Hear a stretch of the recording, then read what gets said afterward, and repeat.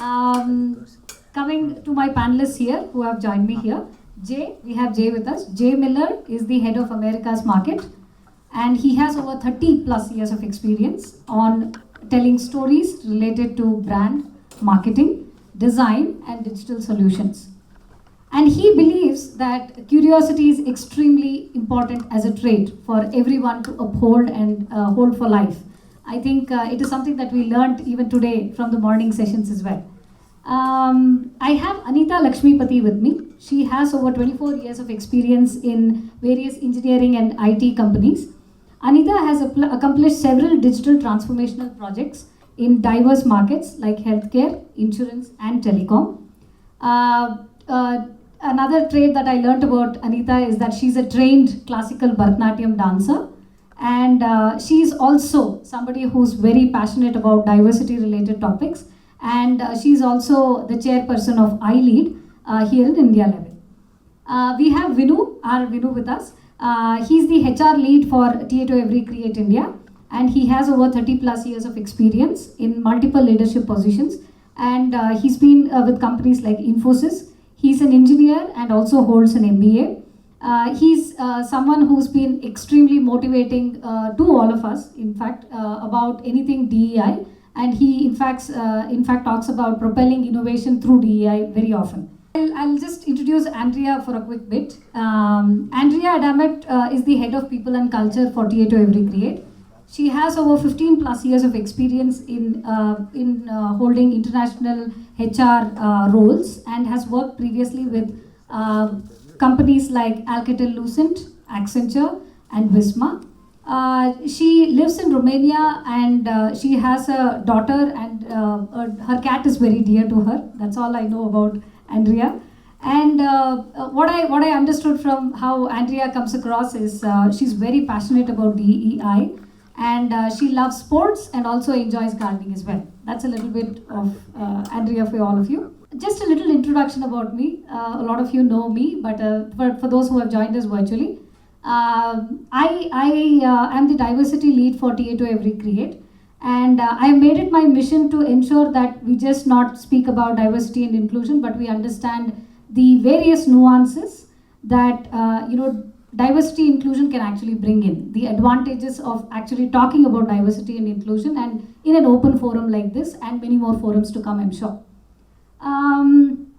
So moving forward, we have Andrea who's joined us, and since we are talking about breakthrough innovation in organizations like us, a people-centric organization like ours, Andrea, my first question will be for you.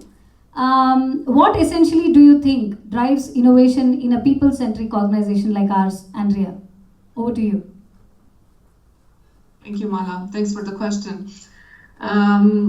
It's always a blend, I would say, and it's always a balance more than a blend, right? But I would say that the blend is between creativity, between adaptability in such a dynamic world that we live in, and the fast speed of things, right? But also a blend of diversity and sort of supportive culture that encourages, well, let's call it risk-taking, but I'll be bolder and say making mistakes, right? Controlled mistakes, but mistakes are necessary as well, right? And to get a bit deeper into maybe each of these areas, right? All of us as leaders, it is our responsibility to create this culture where we actually celebrate innovative thinking and view mistakes as opportunities to move forward. And we can encourage this in different ways, rewarding creative efforts regardless of the outcome, sort of, right? And there are different programs that companies have put in place in this direction, and different practices that we as a company have in place for this. And then if I move into the space of adaptability, and maybe a bit pointing out to agility more than adaptability, right? Both of them are critical. We live in such a fast-paced world, and I dare to say in such a fast-paced company.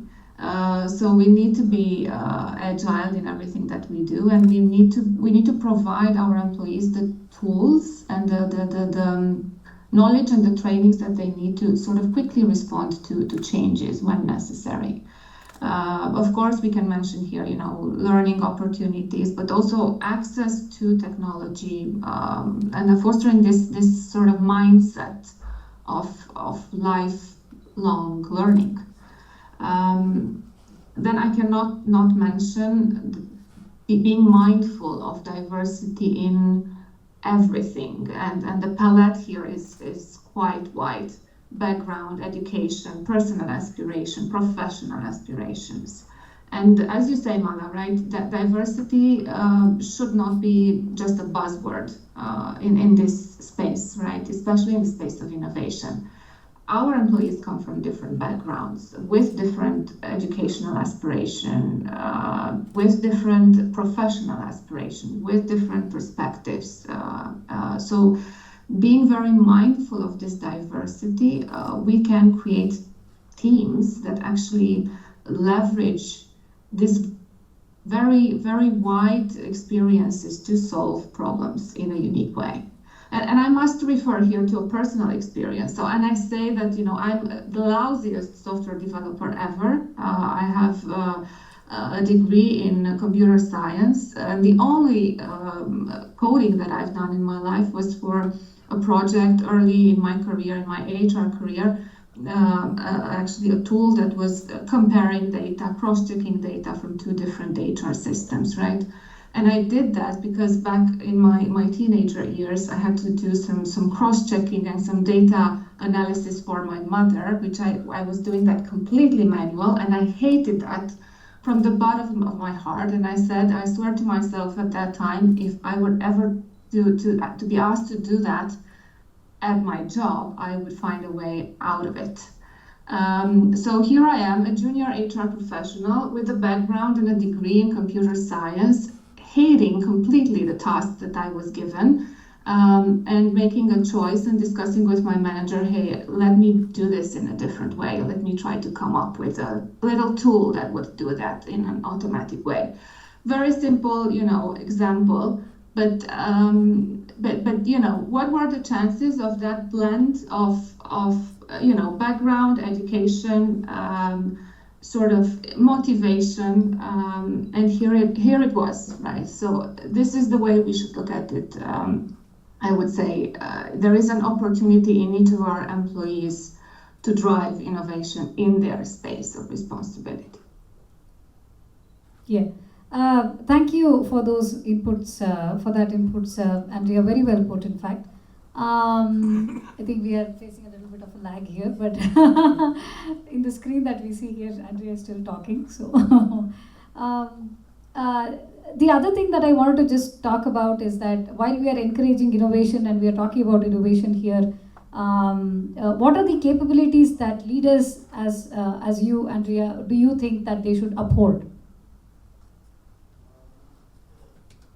Yeah, Mala, I think, first of all, I would say visionary thinking. First and foremost, this is why we have leaders, to be able to see beyond the present and envision future possibilities. This means that our leaders should be able to identify trends, potential disruptions, imagine new ways of doing things. But only by sharing this vision with their teams, leaders can actually inspire and align efforts towards the common goals that we have, right? The second thing I would say, definitely empowering others. Innovation comes from ground up. And leaders need to empower their employees by providing them the autonomy and the authority to explore new ideas and take ownership on their projects. This involves obviously trust, delegation, removing obstacles that might appear on the way. And I also need to mention that leaders need to recognize efforts. I'm not going to speak about rewarding, but I'm going to speak about recognition, because I do believe that this is the most important, and celebrating success, acknowledging contribution of individuals, of teams, providing sort of these ICU moments for innovative thinking really is helping to reinforce this culture of innovation. I need to mention also that the fact that we are in a sort of tech space here, so in this era we really need to ensure that we have the right infrastructure to support innovation. On a very practical note, this includes really providing access to technology, to time for experimentation, and for putting some efforts into innovative ideas. Establish why not processes to facilitate development and potentially scaling of new ideas is also critical, right? Very, yeah. Yes. Thank you, Andrea. And like you very rightly mentioned, celebrating successes and small ones or big ones, I think it is very valid. Let me move from to my panelists who are sitting here. First question to all of you who are there in this panel discussion, everybody, including the audience. How do you know if a meeting is very well organized? Anybody? There's a clear agenda, and then there are objectives of what you want to accomplish at the end. And then certainly this week we've not been very successful at that, I would say. Yes, that, and if there are, you'll also have to keep a check on multiple escape routes, because meetings, as soon as you call in for a meeting, things will go on the way as for an hour or plus, and you won't really know as to when will this meeting end. And I think all of us know and understand the memes and jokes around why do you always have meetings and what is the reason to have meetings. And my question to you again that follows is, Jay here, when you are having meetings on a personal note, I mean when you are having meetings at office or any discussion in forums, what do you think about voicing contrary opinions during a discussion or a meeting? Well, I think it's essential. This whole day is about innovation. And so how can you have innovation if you don't have a culture of collegiality where you're listening to one another? And it's so easy when we get so busy to be focused. Like I said about here are the objectives, this is the agenda. That doesn't really leave room for somebody to say, well, okay, this is what we were going to do, but what if we did this, or I have an idea about something like that, right? And sometimes what we can do is, as leaders, is we shut that conversation down, and we shut it down because we're trying to stay on task. But then if we're not self-aware, and we're talking about diversity, equity, and inclusion here, if we're not self-aware, and maybe someone who did speak up, that was a moment of courage for them, if we don't understand more where they're coming from or what it took for them to, if we didn't honor their question and we just shut them down, we're not going to have innovation, we're not going to have that spark. So for instance, we may have had an idea about what the meeting should be, but then somebody brings up, well, here's this other idea, and if I can, well, here, I'll give you I'm diverse, here's my diversity, I am a gentleman of a certain age. So something that I've learned that different from when I was younger versus where I am now is that I think earlier in my career, I was competitive and I was aggressive and I was focused and I was defensive. So if I had an agenda and then someone disagreed, I might not even think these things, but I would feel it. I would feel, why is this person trying to take control? Are they trying to take credit? Are they saying that I'm a dum-dum? Don't they like me? Like I don't even think these things, but I feel it. And we get immediately defensive and then we shut somebody down. That if we can step back and be like, I didn't expect you to say that, but let's go there. Let's consider what you just said and then against what I just said, and now we're co-creating something. And then I think that's what the whole theme of this day is about. The innovation comes from that co-creation, right? How do you get to an unexpected new idea for an old problem if you're not exchanging those ideas? Yes, absolutely. And when we talk about freedom to express, and I'm sure that leaders have different styles, and every leader is very different, and they have different leadership styles as well. So what do you think can be, like, instead of siloed efforts, what do you think as an organization should do to ensure that this freedom is there? Oh, can I keep talking? Okay. Well, first of all, I want to, Molly, you and I were talking. This is an incredibly important conversation, and I lobbied to be on this panel because when we were MentorMate, Legacy MentorMate, we were just acquired about a year ago.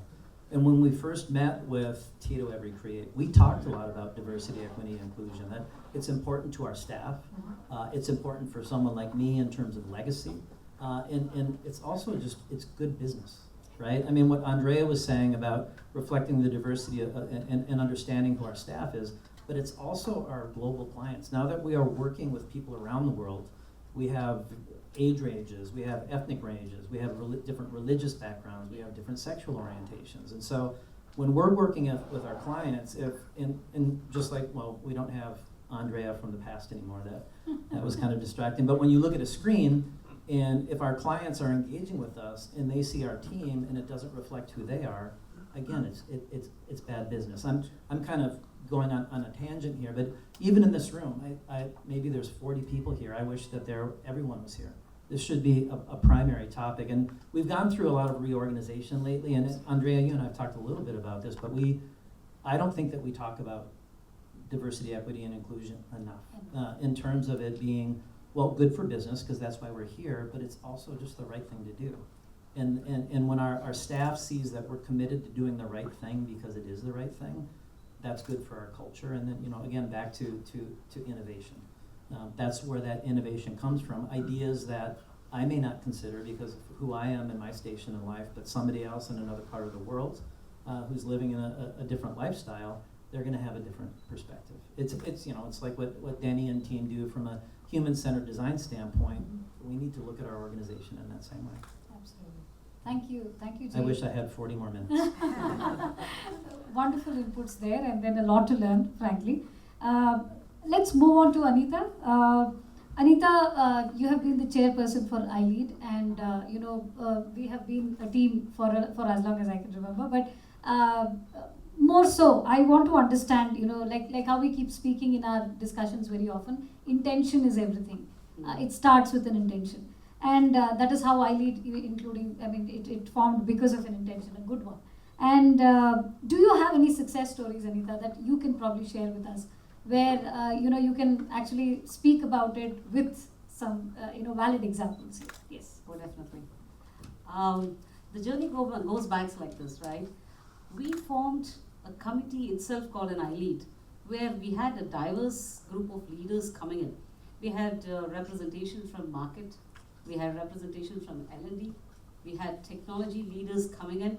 So we framed a group of core committee itself. That was the first step which we did. And we had the complete organization support here to go forward with the iLead initiative. So what we did is we formed the core committee. We had representations from Pune, Chandigarh. So we had committee members, the core committee, and we had sub-members within that. So we used to break out in sessions to do a lot of programs. And what we did is, once we had the committee formed, we started looking into the various aspects of the organizations. We rolled out a survey to hear back the voice outs, right? What we need to actually do as part of this program. So we had feedbacks of getting on, can we do some wellness trainings related to health, or it can be even for trainings for women leadership platforms. And we also heard about some of the sports level events. So like this, we used to get the feedback, and we did a market research to see how we can implement these programs as such. So we started drawing a calendar year itself, right? We framed a calendar. We had every month certain things being rolled out in terms of Women's Day, International Women's Day. We had a 1 week, a complete celebration of Women's Day. We had a lot of industry leaders, customers coming and speaking in this forum and saying, talking about their journey to be there as a leader. What did they go through? How did they come to achieve that level? So we had various leaders coming in, some of the leaders with the company and also customers. We had these forums being organized. So having the iLead as a committee and drawing a planner and executing these programs was a great success by itself. And internal to the organization, we did go through some of the events like NASCOM, where we went outside into the market to learn how they are treating the diversity inclusion. So there we got to learn a lot of the employee resource groups. Like how do we bring in diverse culture into it, right? It could be in terms of the freshers, then the mid-level leaders and the senior leaders, how these people can come together and form a team. those kind of brainstorming sessions and programs were held here. And in fact, the leadership trainings for the women leaders grooming potential itself was a great success. That's a fantastic success I've seen in the last 2 years we had this program. We have internally identified from all the locations represented some of the leaders like who are in the team lead level, ladies who can manage a set of people, like 5 people, 10 people. So we identified these resources as part of the leaders nominations, and we framed a batch. And we called in the external trainers to train this, the group to get into the next level of leadership. And today I'm seeing that they're all promoted as leaders into the next level. That's a great success by itself, right? And Mala is one of the person who was part of the program, and today she's That's why you asked definitely that question. Now you know. No, she's been a fantastic contributor to the team, and she's a good leader, right? So those are a few great successes we have had. And we are also planning to roll out some of the mentor-mentee kind of programs as well, where we have 1:1 conversations with the identified mentor and a mentee, where we can groom them, and day in, day out, we'll coach them how they can go through the current scenarios, challenges, and how they can grow well, and how they can handle challenges. And we're also bringing in a tech gig kind of an flavor to this, where as part of technology, how we can proceed, how we can evolve there on the technology leaders, etc. Right? And Saran from the Pune side is doing a great help here to bring in the tech gig concept to this iLead committee there. Does that? Absolutely, Anita. And all of us, if you see Jay, all of us get very excited when we start talking about iLead, because it's been like a passion project for all of us. Very close to the heart. and it's whatever Anita mentioned, it was all with an intention, and never with any sort of an agenda per se, but it was all an intention that we wanted to do.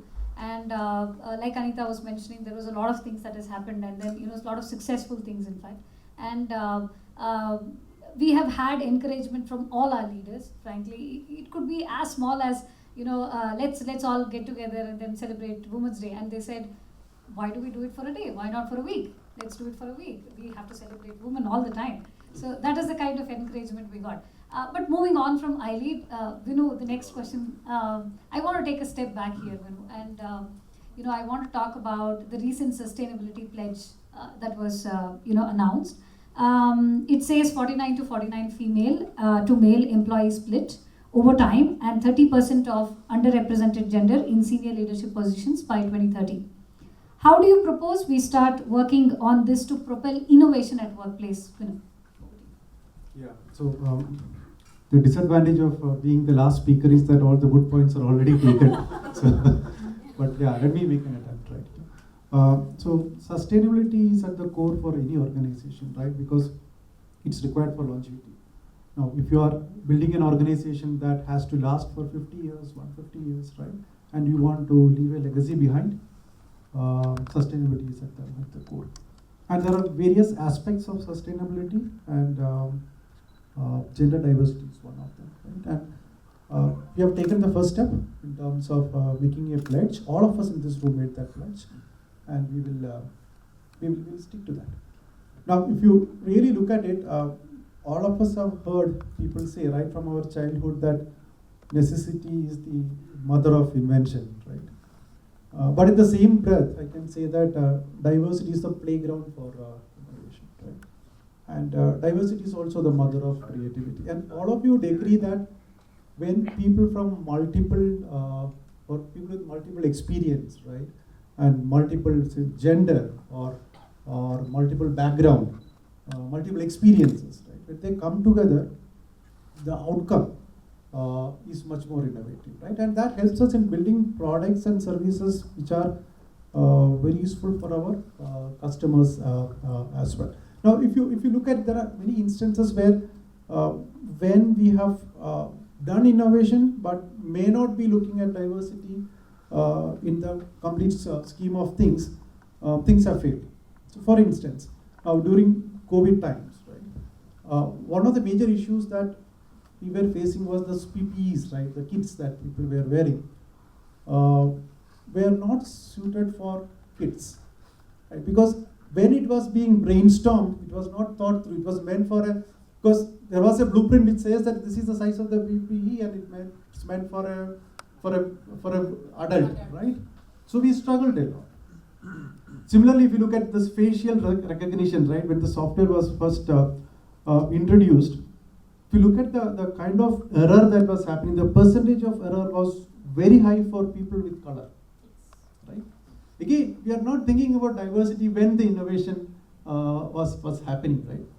But there are also instances where it has helped us a lot. For example, the UPI in India is a big success story. Why? Because we looked at users not as people who are completely aware of how to use these things, right? But the use case also involved people who is a street vendor, right?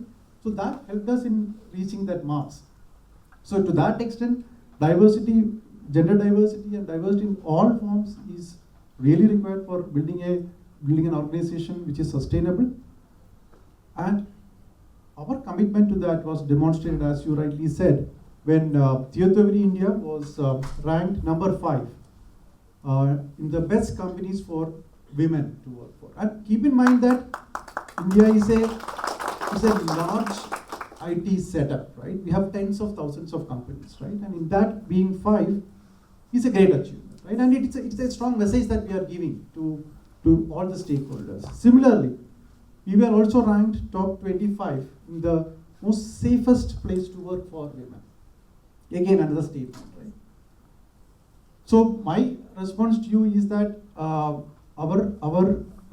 approach towards sustainability as well as gender diversity is going to be strategic as before. We will encourage all our managers to bring in diverse workforce. We will also create, or we will run many initiatives to create an environment which is going to help sustainability as well as diversity at all levels. Fantastic, Vinod. Thank you so much for those inputs. Like you rightly mentioned,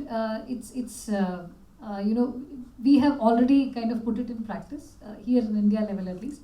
But maybe we have a lot more to explore, and strategically, whatever is feasible, I'm sure that all of those things will be taken care of. And under the when you mentioned about UPI, very rightly put, I think it is one of the best cases of innovation itself. Where right from a street vendor to it can cater to everybody under innovation, and I'm sure that we have made a mark there as well. Like what Jayant was mentioning in the morning, we have made a mark in a lot of places, and I think this is one of the best case scenarios.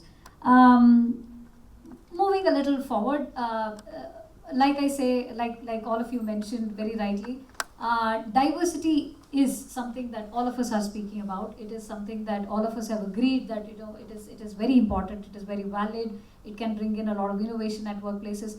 But specific to workplaces again, when we have someone, when we have questions, or when we have someone raise the hand when nobody is raising the hand, we call it herd mentality, or we could just say a yes boss sort of a scenario.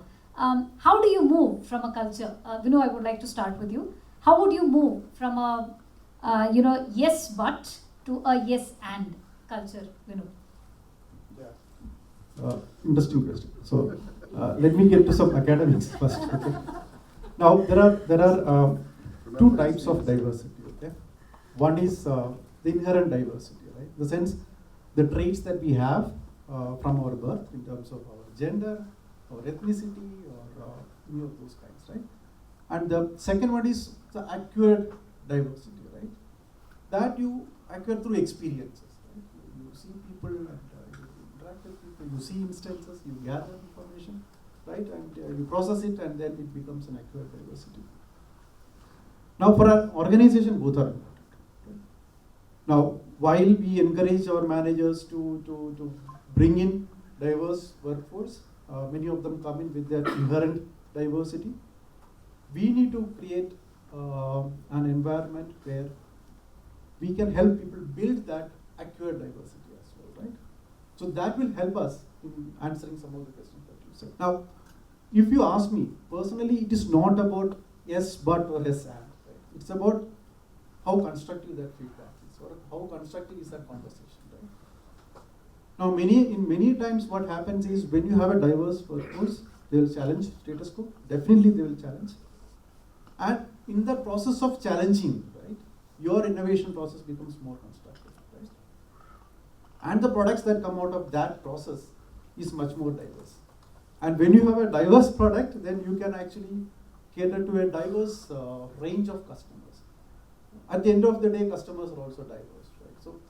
So to that extent, to answer you, yes, it's not about yes, but or yes, and it is about how constructive we are. Now, our commitment is that we will help build an environment that is world class, that is diverse, and it is global. The same question. The same question to Anita as well. Let's pass on. Yes. Yeah, I echo whatever Vinu is saying. I think definitely inclusiveness is something which plays a very important role here. It can be in terms of the company level policies and how the leaders are trained to do the decision making. You know, those kind of inclusion should happen, and those kind of training should be rolled out. And I also feel that some kind of awareness trainings to some of the leadership level can be given, and the employees should also be able to voice out. Those kind of surveys can happen. That will help us to know what is actually happening on the floor, and we make certain decisions, and the decisions should be inclusive decisions from all type of leaderships, right? At all levels, basically. That will definitely help us, and the strong company policies around this to support these decisions will also help us to move from the kind of, your S but to an and situation. That is my opinion. Yeah. Very well said, Anita. Yes, Jay, I'll have the same question for you as well. But one thing that I want to understand from you as such is that there is this concept of respectful dissent. How do you view that in this context, the yes but to yes and kind of a context? Well, I think there's a few dimensions. I guess I'll go with the question that you just asked. Yeah. Lastly, I think it comes to creating an environment where someone feels safe. Yes. And there's many different ways to do that. It could be someone who's simply young or early in their career, and not feeling a lot of confidence. So we as managers, we believe, at least as a best management practice, there should be constant feedback. It's not just wait for the weekly or not weekly, annual or quarterly review, but working with someone who maybe they have all these great ideas, but they don't open their mouth. And so you rehearse with them and you talk about their ideas and get them to generate, and then talk about, well, okay, in the context of the meeting that you're in, are you on topic or are you off topic, right? So because it's not about, as you were saying, it's not even about good or bad. It's about understanding when is the right time to engage. And then another piece that's related to it, I think, in this conversation is the E stands for equity. And the concept behind that, at least is the way we look at it, is not everybody is coming in from the same place or starting at the same place. Prior to, when we were really busy 3 years ago, 2.5 years ago, that's when we opened up our Latin America Center. We were also doing work with trying to generate more engineers out of Africa. And we were finding that team members there, they were qualified, they had all the right skills, but they were being rejected by the client. The client saying they're not doing the right thing. And we looked at that like, well, are they just not maybe as good as they need to be? And in some instances that's true, it's always true. But as we looked further into it, what we realized is these were contractors in Africa, and they were being dumped into a team of fierce Bulgarians, right, who had this approach, and they were all the same, right? They came from the same background, they came from the same place. And so these team members from Africa, they just were very uncomfortable, and they had no one to turn to even ask about it. So we looked at having someone there who was more of a kind of like when you're in college, you have an advisor, somebody you can just go to ask the hard questions. So by introducing somebody who they could relate with who was in Africa, that helped, right? So that's acknowledging that not everybody's in it. So it's a similar answer, right? It's feeling that you're safe, that you can take a risk and you won't be punished for it, that you're not going to be kicked off a team or made to feel that you were wasting someone's time. And the manager, it's like being a parent, right? Your children need to feel that they're, no matter what they do, that they're always still loved. Yeah, that's exactly right. Yes, absolutely. Very, very wonderfully put, Jay. Thank you all for the wonderful, there are things that we discussed today probably that, is individual perspective as well, but at least we know that, at this workplace we respect all of these, and thank you all for sharing your thoughts. I think we'll have time for one question before I can conclude. Anybody, any questions? Anybody? Okay. Can somebody give her the mic, please? Over there.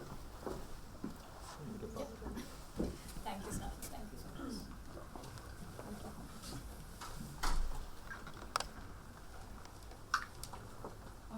Hello everyone. So my question is that One Create is a unique structure. So do we expect to see diverse leaders soon? Very nicely put. I think Andrea should take this question. Andrea, can you hear us? Yes, absolutely. I love the question.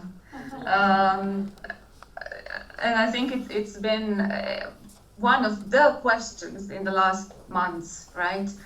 So thanks for bringing it up. I'm actually, thinking, and Mala, you and I have discussed already, that in fact, if you look at diversity as a very wide palette of things, right? We have quite good diversity among our leaders already. Absolutely, we can be better. But I am very proud that, yes, we have multiple nationalities, we have multiple backgrounds, we have multiple perspectives, multiple genders. We are not perfect in each of these areas, right? But here's sort of what we need to be. We always need to be better. We need to be better at this. But I think it's important that we all are also better at acknowledging the diversity that we already have among our leaders and in our organization. Again, looking at it from a wider perspective, right? So yeah, that would be my answer to that. I can also say that we are definitely putting a lot of effort now with Irina into our recruitment, let's say, or talent acquisition practices, because I think we can be better at that area specifically. Again, being more diverse, not only from a gender perspective, but when we do our selections, being more diverse and more open-minded when it comes to the choices that we make. And the how we build our recruitment processes is a key factor in this. Who is part of that process? Who is sitting at the table with the candidate, whether it's an internal or an external candidate, right? And I think we need to be, again, ready to adapt our support for different groups of individuals in our organization, right? So that they can thrive, so that they can progress, so that they can gain the necessary skills to adhere to certain positions, right? So some areas that I mentioned, some things are already in place, but we are definitely not perfect, and these are some of the areas that, together with the great team that I have, we will be working on going forward. Thank you so much, Andrea.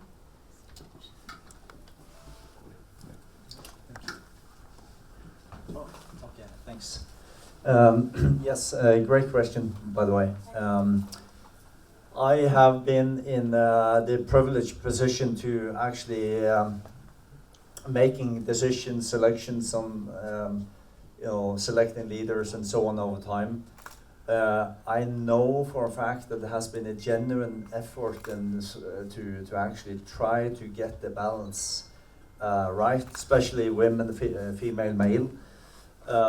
What I've reflected over also is the fact that when you see who has raised their hands, for instance, typically as many male that raise their hands and yes, pick me, pick me, pick me. If you've seen what's the movie? Is a Disney movie, Pixar movie? Shrek. Pick me, pick me, pick me. you know, and my encouragement to the female crowd is to think that you do not need to tick all the boxes, you know, but raise your hand and let your voice be heard, and both when there are openings coming up, like we have had now in the past with One Create, but also in dialogue with your manager, so that this is what I want, this is what I think we have the culture foundation to, and also the management training, that all the expectations of all managers, female or male, is actually to listen to that. So it's a strong encouragement to the female audience in particular, because it makes it easier for the time when there's a range of openings coming up to actually have a 50-50 to select from. But in my most recent experience now with the chapters selection, I had 7 roles, and I ended up with 1 female and 1 on 6 male. I searched for more, but if you in the application, among the applications, I actually had a higher proportion female selection of the one of 7.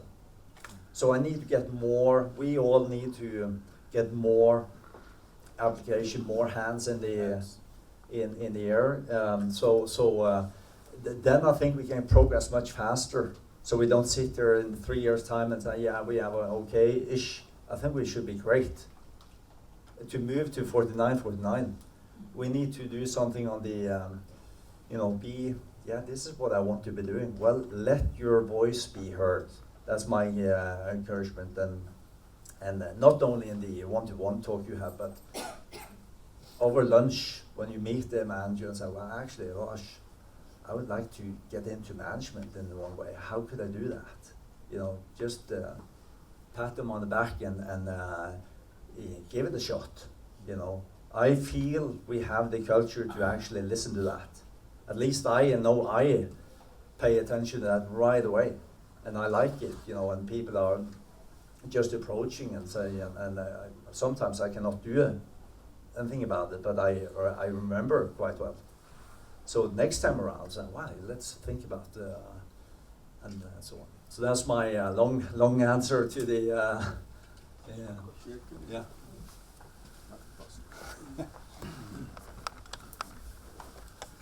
Thank you, Kåre. I totally agree that this is a very important topic, and like Andrea said, we've been discussing about so much. And there are so many countries where we are present that there are no female candidates that applying. I was talking to my colleague Karsten, who is heading the industry chapter, and he's been hiring a lot of external people, and there's 0 female candidates. So what's wrong with our company? Are we sending wrong message externally?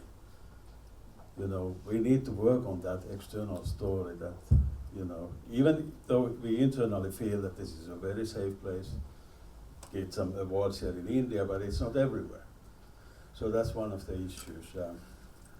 I was very proud that we did something unprecedented when nominating leaders in One Create. We have the first female market unit leader. So that's quite exceptional. We have also, Kåre was talking about the chapter leaders. We have the largest chapter in terms of businesses, our telecom chapter. So we appointed Joanna for that very big role. So again, I'm super proud of that. And maybe the third one was that we appointed also Valeria, heading the largest center in the Europe. 1,800 people reporting to her, very big role. And all of them were super good. So because we are looking at both talent and performance. So that's sort of, and we have a lot of people, like Kåre said, that could become very big, in a very big role in the future, but we need to encourage as our managers to do so. And I think it was a very good point. When I've been talking to my wife, who has been in a Women in Tech conference is talking, and in her line of work, she's working in this Nordic community in Silicon Valley for 10 years, and she's also saying that, you know, Harry, women always think that I don't tick all the boxes. There are all these requirements, I can do only 8 of them, so I won't apply. And guys are looking the same list, okay, I at least know 1. So how do we change the mindset of women also? And of course this is now only about women and men, but still a kind of highly important topic. So I'm fully supporting. We also have a corporate level a group where we all of our leaders, including myself, have set these targets together, this 40-40, 49-49 plus, and I was very happy that we actually changed from 50-50 to 49-49, because, you know, diversity is something different nowadays, and we need to embrace that fully with our whole heart. Thank you.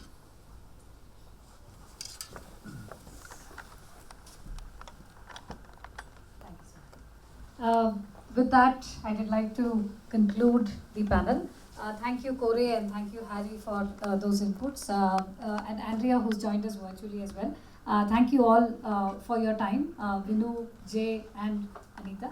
A lot of things that we learned and a lot of things that we discussed, made a lot of valid points today here in this panel discussion. Thank you all for that. Just a line of question where I would leave all of us with this thought where diversity is all about thinking very independently, for sure, but together. I think that's the line I would want to leave all of you with.